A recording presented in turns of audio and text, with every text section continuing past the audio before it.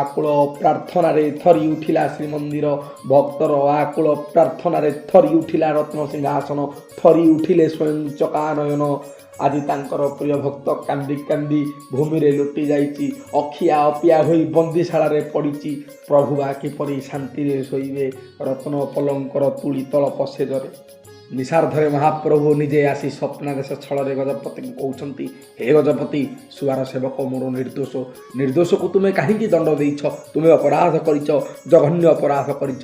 ସେ ମୋର ସେବକ, ମୋତେ ଏକ ସ୍ୱତନ୍ତ୍ର ଭୋଗ ପ୍ରସ୍ତୁତ କରି ଗରୁଡ଼ ପଛରେ ରହି ମୋତେ ସମର୍ପଣ କରାଏ ଏବଂ ଭୋକିଲା ଥିବାରୁ ସେ ମୋର ପ୍ରସାଦକୁ ସେଇଠାରେ ଗ୍ରହଣ କରିନିଏ।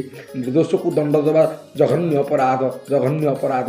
ତୁମେ ତୁରନ୍ତ ଯାଇ ତାଙ୍କୁ କାରାମୁକ୍ତ କର। ପରଦିନ ସକାଳେ ଗଜପତି ତୁରନ୍ତ ଯାଇ ବନ୍ଦୀ ଗୃହରେ ପଶି ବିଦ୍ୟାଧରଙ୍କୁ କାରାମୁକ୍ତ କଲେ ଏବଂ ତାଙ୍କୁ କୋଳାଗ୍ରତ କରି କହିଲେ, ହେ ବିଦ୍ୟାଧର, ତୁମେ ମହାନ, ତୁମେ ମହାପ୍ରଭୁଙ୍କର ପରମ ଭକ୍ତ, ଆଉ ତୁମ ପ୍ରସ୍ତୁତ ଏ ସ୍ୱତନ୍ତ୍ର ଭୋଗ ମହାପ୍ରଭୁଙ୍କର ଏକ ପ୍ରିୟ ଭୋଗ। 56 ଭୋଗ ତାଲିକାରେ ନଥିଲେ ମଧ୍ୟ ଆଜିଠାରୁ ଏହି ଭୋଗ ମହାପ୍ରଭୁଙ୍କ ନିମନ୍ତେ ସବୁଦିନ ବଡ଼ ଦେଉଳରେ ଲାଗି ହେବ। ସେହିଦିନଠାରୁ ଝଡ଼େଇ ନିଦା ଏକ ସ୍ୱତନ୍ତ୍ର ଭୋଗ ରୂପରେ ମହାପ୍ରଭୁଙ୍କ ପାଖରେ ଅର୍ପଣ କରାଯାଏ।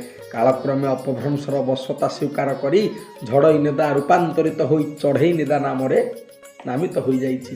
ଧନ୍ୟ ମହାପ୍ରଭୁଙ୍କର ଲୀଳା, ଧନ୍ୟ ସୁପକାର ସେବକ ବିଦ୍ୟାଧର। ଜୟ ଜଗନ୍ନାଥ, ଜୟ ଜଗନ୍ନାଥ।